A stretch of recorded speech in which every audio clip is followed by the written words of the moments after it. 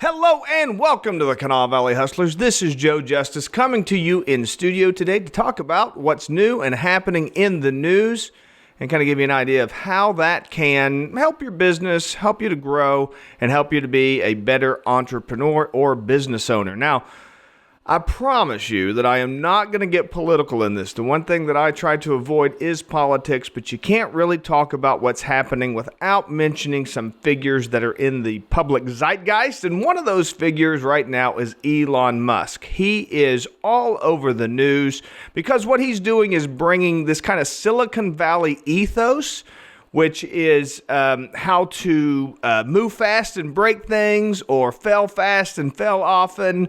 That type of disruptive business practice that was very popular in Silicon Valley, especially at the rise of the dot-com bubble burst and then into the 2000s. And he's bringing that to government. And it's very confusing to people. And for people that don't really understand that type of mentality and how to operate that way, which is very, very foreign to government operations and to a lot of business operations. I wanted to kind of explain that, get a little bit of time here to help you understand what it is that he's doing, why it's so jarring, why it's so unusual, and to kind of break it down for you, how it can apply to your business and help you grow as an entrepreneur. So first of all, where does the ideal of fail fast come from? Fail fast, move fast and break things, all these kinds of ideas. The idea originates in tech startups. The idea was to move fast, test ideas, and pivot when necessary. One of the big things that's common with tech startups is kind of the concept of having a minimally viable product. So what they would do is very common for them to put out into the market through their marketing channels that they had a product. Now, the product would not align with the marketing necessarily. The marketing would, talk about all these amazing things that it could do, and maybe the product could do some of that. But they would put out all the different versions of this to see if any of them really caught fire, if any really big popular ideas took off. And if they did, then they would focus their attention on actually delivering that product, believe it or not. A lot of it was smoke and mirrors. If you were around in the dot-com, kind of the tech growth period, there was a ton of smoke and mirrors. Lots of people talking. I mean, the expert of this was Steve Jobs, of course. He would promise, in his keynote speeches and presentations, he would promise all kinds of wild things that, would get referred to as vaporware. It was very common for things to get called vaporware or to, be reality distortion or that type of a thing. The idea is to, announce things, pay attention to the audience, see if things happen. If they pick up, if they do well, then you go for it, you create it, you make it, you iterate on it. And then once things become really popular, then you refine it. Now, that's very different than a lot of the way that businesses operate. A lot of businesses kind of are slow and steady. The idea of you put a product out to market, you make sure that you're the best there is at this product, and then you slowly and steadily over time accumulate clients that trust you and so forth. So that is not what the Silicon Valley ethos was. And it's got good things and it's got bad things. So let's talk a little bit about the good things. The good things is, why would you spend 6 months on making a product absolutely perfect only to release it to the market and find out that nobody wants it? That's very common for businesses. If you ever talk to people that start businesses, one of the biggest things is they'll say things like, it took them 5 or 10 years to ever actually make any money. It took them, they tried the same thing over and over. They tried 5 or 6 different things. They spent, I'm a perfectionist, so it took me a whole year before I actually started my business, or things. You hear those types of things. Well, that's the opposite of the kind of the fail fast ethos. The move fast and break things. It's kind of the idea of making everything just perfect. Then you release it, and then nothing happens because you find out through the market feedback that nobody wants your stuff. So the fail fast ethos kind of eliminates that, and it also reduces a fear of failure. The main reason why people don't do anything is because they're afraid of failure, right? So I'm not going to say, I think I've got a great product or service, but I'm afraid that, people are going to say that it's terrible, so I'm not even going to advertise about it. I'm just going to talk to people kind of in hushed tones, and I'm not going to be too excited about it. I'm just kind of whisper to people every now and then.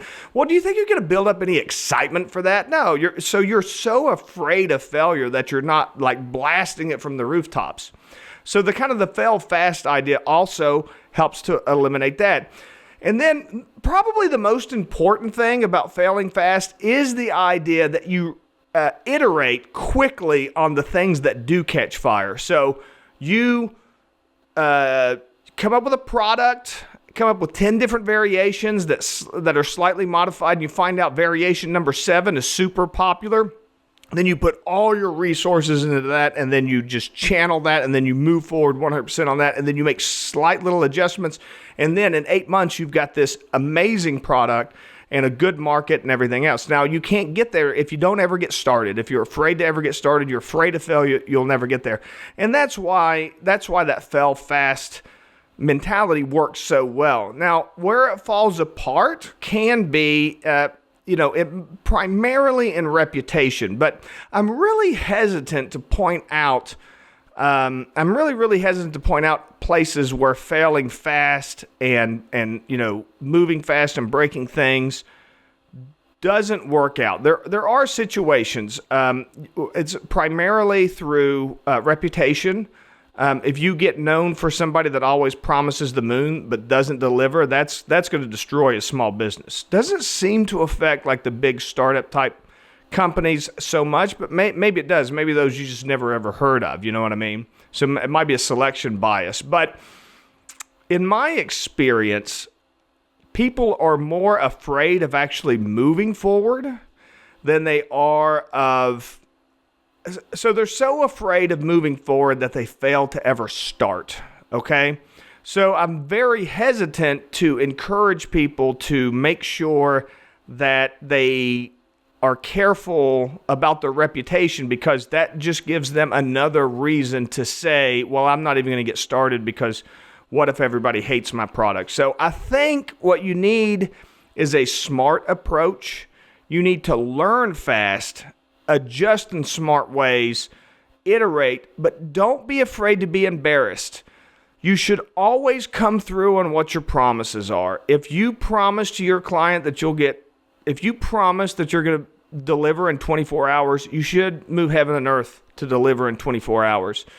And see if that's like a feature that people would pay extra for example. Maybe it's not. But what you don't want to do is have your customers have their expectations come up short. So while you do want to fail fast, what you want to fail at is you're not failing in the delivery. What you're failing at is what you think the market wants, right? So I would encourage you to be bold, to don't be afraid of being embarrassed, to promise what you can deliver, to put yourself out there, and to not be afraid to fail. And in doing that, I think that you will have the ability to disrupt people's current behaviors and what they're currently doing. And that disruption is where you find money and opportunity. So, like I say, Elon is bringing that to the federal government. It's making a lot of people's teeth itch. They don't like that kind of thing, but that is the type of mentality that created the juggernaut that is Silicon Valley today. So it's pretty difficult to, say that he's wrong, right? There's lessons that can be learned from it. Maybe that's not the way to run a government. That's a completely different discussion, and one that I'm not going to get into because I don't talk politics. But as far as running a business, and as far as growing a business and starting a business, the kind of ethos of move fast, break things, and fail fast, I think is a very positive way to move forward and to get out of your own way so that you actually do something and make things happen. This is Joe Justice of the Kanawha Valley Hustler, reminding you to hustle hard, hustle smart, and hustle with a smile.